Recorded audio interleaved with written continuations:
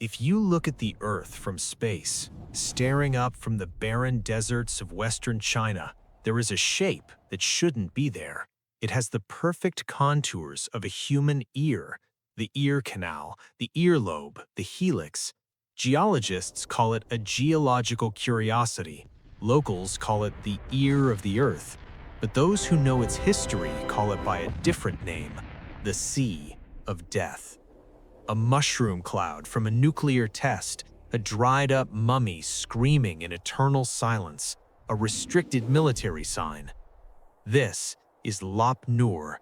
For centuries, it was a place of impossible contradictions, a wandering lake that moved across the desert like a living beast, a cradle of civilization that vanished overnight, and in the modern era, the testing ground for China's most terrifying weapons. But on June 17, 1980, Lop Nur became famous for something else. It became the setting for one of the most baffling disappearances in modern history, a case so strange, so filled with contradictions, that it has spawned rumors of government cover-ups, ancient curses, and a mysterious artifact known only as the Pisces Jade Pendant. A renowned scientist walked out of his tent, leaving behind a note with 7 simple words. He walked into a landscape flat enough to see for miles, surrounded by a team of colleagues and military personnel, and he was never seen again. How does a man evaporate in a place where there is nowhere to hide? Today, we are opening the file on China's Area 51. This is the story of Peng Jiamu and the terrifying secrets of the Wandering Lake. To understand the disappearance of Peng Jiamu, you first have to understand the entity that took him. I say entity because Lop Nur behaves less like a geographical location and more like a predator. Located in the eastern part of the Tarim Basin, Lop Nur was once the second largest saltwater lake in China. But Lop Nur translates to the Wandering Lake. Historically, its water sources would shift, causing the entire lake to move its position across the desert, abandoning thriving cities and leaving them to die of thirst. The most famous victim of this wandering killer was the Kingdom of Lowland. 2,000 years ago, Lowland was the jewel of the Silk Road. It was a metropolis of wealth, music, and trade connecting east and west. But around the 4th century AD, the water moved. The city wasn't destroyed by war, it was strangled by silence. The people fled or died. The sand rushed in.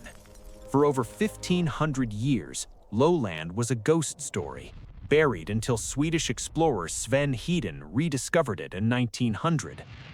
What explorers found terrified them. They found bodies, hundreds of them. The extreme dryness and high salt content of Lop Nur created natural mummies. The beauty of Lowland, a woman who died 3,800 years ago, still has her eyelashes intact. She looks like she's sleeping, but she serves as a warning. This land preserves the dead, but it does not forgive the living. By the mid-20th century, the silence of Lop Nur was broken by a sound louder than thunder.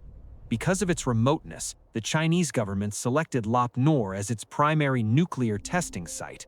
Between 1964 and 1996, 45 nuclear tests were conducted here. The radiation added a new layer of danger to the salt and sand. It became a no-man's land in the truest sense, a restricted military zone where maps were blank and entry was forbidden. Entering Lop Nur is not like hiking in the Sahara. The ground is hard as concrete, covered in sharp salt crusts that can slice through tires and shoes. The temperature fluctuates wildly. The wind screams like a banshee. And yet, in 1980, one man decided to conquer it. Peng Jiamu was not a treasure hunter. He was a man of science, a biochemist at the Chinese Academy of Sciences. In China, he was known as a workaholic, a man dedicated to unlocking the resource potential of his country. By 1980, he had already been to Lop Nur twice, but he wasn't satisfied. He wanted to be the first to cross the dry lake bed from north to south. He believed the dried lake held vast deposits of potassium, gold, and perhaps heavy water essential for the nation's industry. The expedition began in May 1980. The team consisted of chemists, geologists, and military personnel for security. At first, things went according to plan, but Lop Nur is deceptive. By mid-June, the expedition had reached the end of their supplies.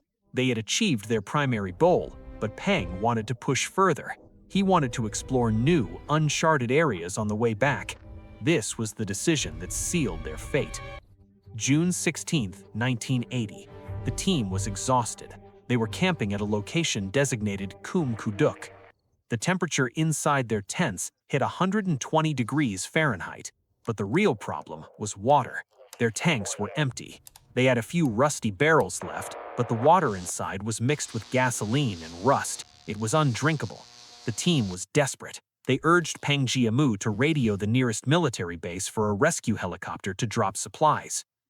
Peng refused. You have to understand the mindset of the time. It was 1980. China was opening up, but resources were still scarce. Peng calculated that a helicopter flight to drop water would cost the state about 7,000 yuan.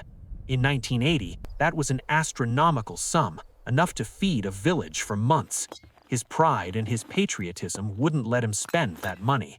We can find water ourselves, he argued. The maps show a well nearby. The argument was fierce. The team was on the verge of mutiny. Finally, late on the night of June 16th, Peng Jiamu relented. He allowed the radio operator to send the SOS.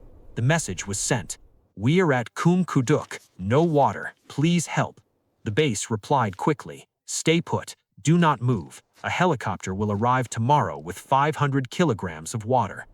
The tension broke. The team cheered. They were saved. They went to sleep that night believing the nightmare was over. They were wrong. June 17th, 1980. Around 10 a.m., the military base confirmed the helicopter was on its way. But around 1 p.m., the team driver went to the car to get a map and found a piece of paper tucked inside a logbook. It was Peng Jiamu's handwriting. "I am going towards the east to find water. Peng, 6/17/1030. The team was confused.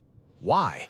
Why go looking for water when 500 kilograms of it is flying towards you right now? Was it pride? Did he want to prove he was right before the helicopter arrived? Or did he see something on the horizon? The team wasn't immediately worried. They thought he was close by. But as the hours ticked by and the sun began to set, panic set in. They fired signal flares. They drove the jeeps to high ground and flashed their headlights. Silence. The next day, the helicopter arrived, but instead of a rescue mission, it became a search mission. This was not a small search. It was a military-grade manhunt.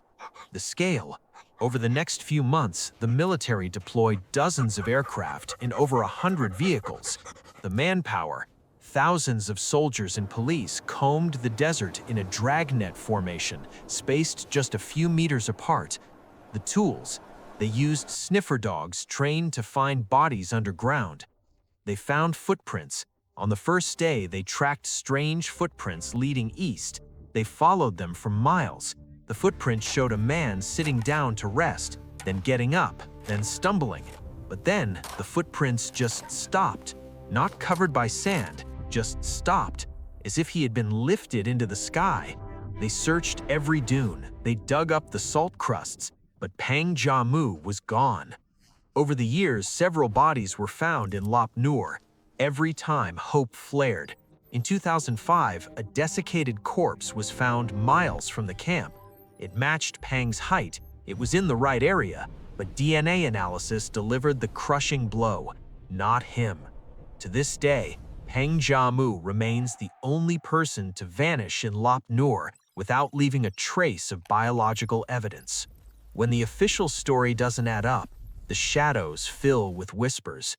In the corners of the Chinese internet, on forums dedicated to the paranormal, nobody believes Peng Jiamu died of thirst. They believe he found the Shuang Yu, the Pisces jade pendant. This is the most famous and terrifying urban legend in modern China. The theory suggests that the true mission of the 1980 expedition wasn't potassium. It was to investigate strange occurrences reported in the ruins of the ancient lowland city. Allegedly, deep in the ruins, the team found an artifact, a jade pendant. But this wasn't jewelry, it was technology. The legend says that the Pisces jade pendant had the ability to mirror matter. The story goes that the researchers tested it on a fish. They placed a fish in front of the device, and suddenly a duplicate fish appeared on the other side. Both were alive, both were swimming, but there was a catch. They were quantum entangled. If one died, the other died. The conspiracy theory claims that an accident occurred. Pang Jiamu was mirrored. Suddenly, the team had two Pang Jiamus. Imagine the horror. Two versions of the same man, sharing the same memories, the same confusion. How do you explain this to Beijing? How do you write this in a report? The theory suggests that Pang Jiamu didn't get lost. The disappearance was a cover-up. The entire area was locked down. The scientists were sworn to secrecy, and Pang Jiamu, or perhaps both of them, were taken to a top-secret underground facility to be studied for the rest of their lives. Some versions of the story go even darker. They speak of a virus found in the lowland ruins, a zombie virus that caused the ancient civilization to collapse. The Sand People. Was Pang Jiamu patient zero? Of course, there is zero official evidence for this. It sounds like science fiction, but it answers the one question that logic cannot. How did thousands of soldiers fail to find a dying man in a flat desert? Maybe they weren't supposed to find him. If we step back from the edge of the supernatural, are there other explanations? Yes, but they are equally tragic. Theory 1. The Defector. Some believe Pang Jiamu faked his death to defect to the West or the Soviet Union. Remember, he had valuable nuclear knowledge. But why leave his family? Why walk into a desert? Theory 2. The Murder. This is the darkest realistic theory. The team was dehydrated, angry, and on the verge of death. They hated Pang for refusing the helicopter. Did an argument turn physical? Did his colleagues kill him in a fit of rage and bury the body, then concoct the story of the note and the walk for water to cover their tracks? This would explain why the footprints stopped. It would explain why the body was never found, because it wasn't where the note said he was going. But without a body, this is just slander against men who also suffered. The most likely truth? The desert is just that good at hiding things. Lop Nur has pockets of quicksand made of loose salt. He could have fallen into a hollow crust and been buried instantly. Or a sandstorm, which can strip flesh from bone in hours, erased him from the earth. Today, a cenotaph, an empty tomb, stands in the desert at the last known coordinates of Pang Jiamu. Travelers who brave the Sea of Death often stop there. They leave bottles of water around the tomb, an offering to the thirsty ghost who never found his well. Whether he was a victim of a mutiny, a prisoner of a secret government lab, or simply a man too proud to ask for help, Pang Jiamu has become part of the mythology of Lop Nur. He is the guardian of the Wandering Lake. The lake eventually dried up completely, but scientists say that with climate change, the water is starting to return. The ear is waking up, and when the water returns, maybe it will finally give up its dead. What do you think really happened? Did the Pisces jade pendant create a mirror image of reality? Or was it a simple, tragic case of a man too proud to ask for help? Let me know your theory in the comments below. If you enjoyed this journey into the forbidden zones of history, please like and subscribe. I'll see you in the next mystery.